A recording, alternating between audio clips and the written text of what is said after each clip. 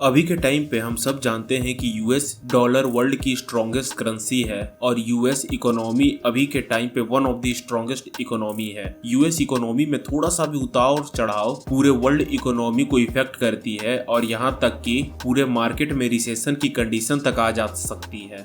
US economy में थोड़ी सी भी हलचल पूरे स्टॉक मार्केट में से लेके जॉब मार्केट सबको इफेक्ट करती है और इससे भी ज्यादा ये ऑलमोस्ट 3 बिलियन पीपल की लाइफ को इफेक्ट करती है। यूएस डॉलर की स्ट्रॉन्ग होने के कारण ही अभी के टाइम पे अमेरिका के पास इतना पावर है कि वो किसी भी देश की इकोनॉमिक कंडीशन को रातों रात सुधार सकता है या फिर उसका डाउनफॉल कर सकता है। लेकिन यहाँ पर मोस्ट इम्पोर्टेंट सवाल ये है कि यूएस डॉलर इतना ज्यादा स्ट्रॉन्ग कैसे हुआ और कौन सी स्ट्रैटेजी के वजह से इसका कभी भी डाउनफॉल नहीं हो सकता है। ये कहानी की शुरुआत होती है 1940 के दौर से और इस समय तक दुनिया ने फर्स्ट वर्ल्ड वार विटनेस कर लिया था और सेकंड वर्ल्ड वार चल रहा था। और जहां तक हम सबका टॉपिक है तो उस समय पर हम लोग ब्रिटेन कॉलोनी के अंदर एक साथ सुपर पावर थे, लेकिन 2 वर्ल्ड वार के कारण ब्रिटेन की भी इकोनॉमी बिल्कुल ही खराब हो गई थी। 1930 तक इनके ऊपर 7.8 बिलियन पाउंड का कर्ज था। बिल्कुल यही सेम सिचुएशन बाकी सारी कंट्री के साथ भी था, including France and Soviet union. लेकिन यहाँ पर अमेरिकन गवर्नमेंट चालाकी की वजह से उन्होंने अपने आप को पहले बार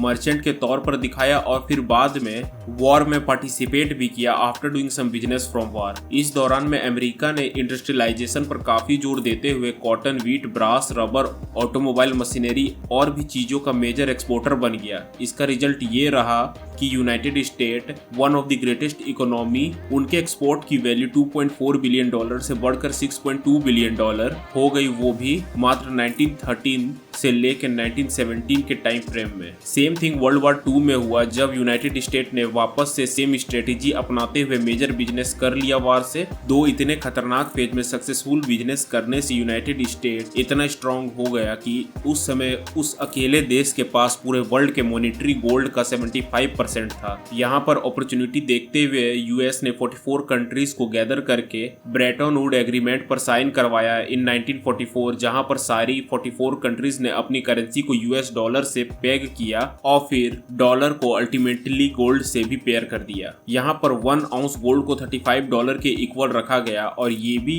कहा कि कोई अगर डॉलर लेके उनके पास आता है तो वो उसकी वैल्यू का गोल्ड उन्हें दे देंगे। और इसी डिसीजन के कारण वर्ल्ड ट्रेड काफी इजी हो गया और फिर ब्रेटन वुड एग्रीमेंट में 2 मेजर ऑर्गेनाइजेशन की इस्टेब्लिशमेंट हुई जो थी वर्ल्ड बैंक और IMF। और फिर अमेरिका के फंडिंग से वर्ल्ड बैंक ने सारी कंट्रीज को लोन देना स्टार्ट किया ताकि वो वॉर की वजह से हुई लॉस को कवर कर सके। ये थी यूएस डॉलर के डोमिनेंस की फर्स्ट फेज। दूसरा फेज शुरू हुआ ऑयल के कारण। ये स्टोरी भी अराउंड 1938 की ही है जब एक अमेरिकन कंपनी ने यूज ऑयल रिजर्व में माइनिंग करी और वहां से सऊदी अरब एक ऑयल प्रोड्यूसिंग स्टेट बना। लेकिन वर्ल्ड वार 2 में इटली ने अमेरिकन फैसिलिटीज को डिस्ट्रॉय करने के लिए सऊदी अरब पर मल्टीपल बॉम्ब गिराए, जिसकी वजह से सऊदी अपना फुल कैपेसिटी पर ऑयल नहीं प्रोड्यूस कर पा रहा था और उन्हें चाहिए थी प्रोटेक्शन। यहाँ पर सामने आया अमेरिका और उस समय के अमेरिकन प्रेसिडेंट फ्रैंकलिन रूजवेल्ट ने ऑयल को डेवलपमेंट के लिए सबसे एसेंशियल कमोडिटी देखा। फिर 1945 में दोनों कंट्रीज के लीडर ने बैठ के एक एग्रीमेंट किया जिसमें अमेरिका सऊदी अरब को प्रोटेक्शन देने के लिए रेडी हो गया और उसके बाद बदले में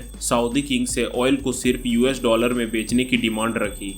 1960 आते आते तक मैक्सिमम ऑयल एक्सपोर्टिंग कंट्रीज अपना ऑयल यूएस डॉलर में बेचने लगे, लेकिन 1970 आते आते तक यूएस के गोल्ड रिजर्व काफी कम हो गए और तब के प्रेसिडेंट रिचर्ड निक्सन ने डॉलर को गोल्ड से एक्सचेंज करना बंद करवा दिया और फिर ब्रेटन वुड सिस्टम 1973 में फेल कर गया। लेकिन डॉलर अभी भी आपको ऑयल दिलवा सकता था और यही वो मास्टर प्लान था जिसकी वजह से सारे कंट्री ने अपना फॉरेन एक्सचेंज रिजर्व को डॉलर में रखना चाहा। इसके अलावा स्विफ्ट नेटवर्क भी यूएस डॉलर के पावर को राइज करने में इम्पोर्टेंट भूमिका निभाता है, बट इसकी बात हम किसी और वीडियो में करेंगे। तो ये थी वो रीजन जिसकी वजह से डॉलर हमेशा ही सेंट्रल करेंसी बना रहेगा वर्ल्ड ट्रेड में। अगर आपको इसके अलावा भी कोई कारण लगता है तो हमें कमेंट करके जरूर बताएं। अगर आपको ये वीडियो अच्छा लगा तो please like and share this video. इसी तरह के इंटरेस्टिंग फैक्ट और स्टोरी जानने के लिए सब्सक्राइब टू आवर चैनल हम सब जानते हैं।